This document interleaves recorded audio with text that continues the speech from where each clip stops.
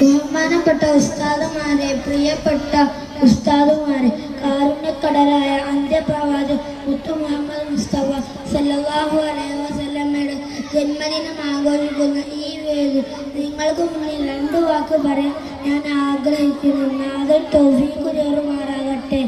ആമീൻ.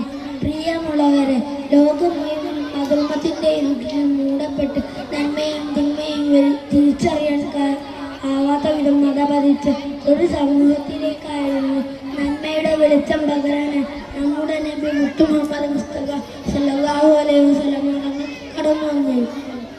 തൗഹീദിന്റെ അമര പാരിലാകെ ഓടി സ്വന്തം നാട് വീട് പൊട്ടുപോകേണ്ടി എന്നിട്ടും തന്റെ നാട് ദുരിതത്തിലാണെന്ന് അറിഞ്ഞപ്പോൾ 5000 സ്വർണ്ണ നാണയങ്ങൾ ദുരിതാവശ്യ പ്രവർത്തനങ്ങൾക്കായി അയച്ചു കൊടുത്ത പ്രവാചകൻ മുത്തു മുഹമ്മദ് മുസ്തഫ സല്ലല്ലാഹു അലൈഹി വസല്ലം. ആ പ്രവാചകനാണ് ലോകം കണ്ടതിൽ ഏറ്റവും വലിയ കാരുണ്യക്കടൽ.